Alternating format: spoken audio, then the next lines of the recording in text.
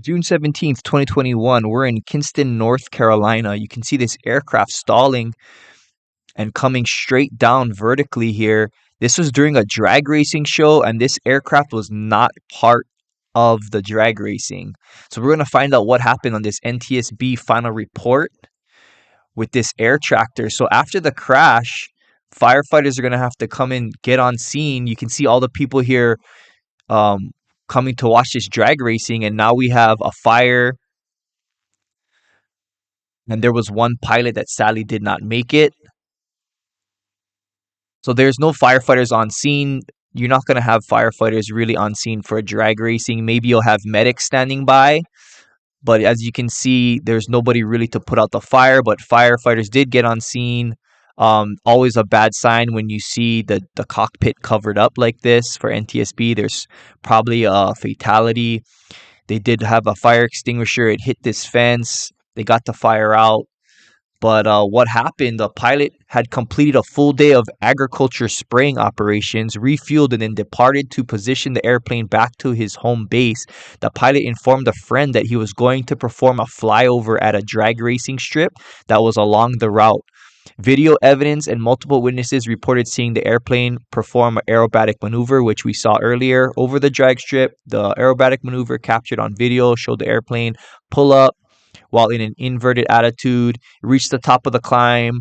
A right roll was performed, and for a moment the airplane was in an upright attitude. However, nearly all forward momentum had stopped. The airplane entered a descent, impacted terrain at a 90-degree nose, a low vertical attitude, and exploded. It is likely that at the top of the climb during the aerobatic maneuver, the airplane entered an aerodynamic stall and the entry phase of a spin and lost control. So that's what we saw earlier. It was this aircraft here, Air Tractor AT-402B, November 402 Sierra Juliet. And I don't think these aircraft are made for those kind of maneuvers. This is what ended up looking like in the crash. Total disaster here.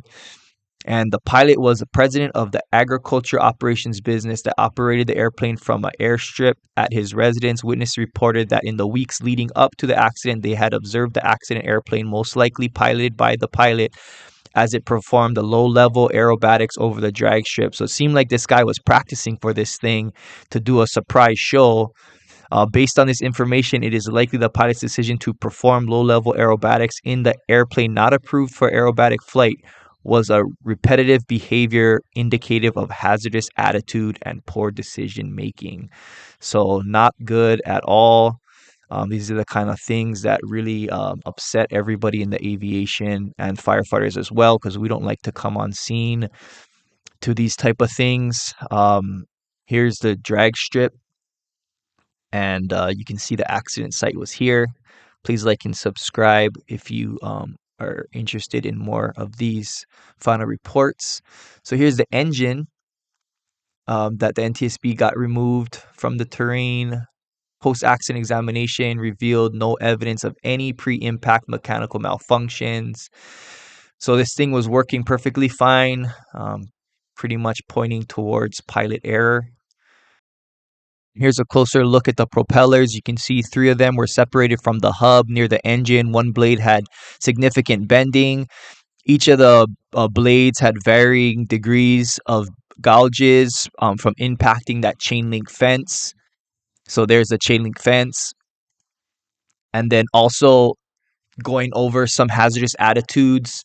Anti-authority, don't tell me. This attitude is found in people who don't like anyone telling them what to do. Impulsivity, do something quickly. Maybe if you don't have things pre-planned, you do the first thing that comes to mind rather than selecting the best alternative. Invulnerability, it won't happen to me. Firefighters have this problem too. Many people feel that the accidents happen to others, but never to them. And then macho, I can do it. Pilots who are always trying to prove that they're better than anyone else, thinking I can do it, I'll show them. Pilots with this type of attitude will try to prove themselves by taking risks in order to impress others. So that's kind of what got me thinking about this one. You know, not part of the drag show, but he flies and tries to do an aerobatic stunt in front of everybody while everybody's watching. So that kind of makes me think of this hazardous attitude and resignation is pilots who think what's the use, and that it was just good luck or bad luck when bad things happen. But I thought this was an interesting one to go over. I'll put it in the link below if you want to read further more of this advisory circular 60-22 aeronautical decision making. Probable cause for this one is the pilot's decision to conduct the low-level aerobatic maneuvers in an airplane not approved for aerobatic flight, which resulted in an aerodynamic stall and spin, loss of control, and impact with terrain. So very sad on this one. Prayers as always. It's just very frustrating to see these type of things happen over and over again. I'm sure all of you are very frustrated as well. But thanks for watching. Sorry for what I'm Kiona. See you guys next time.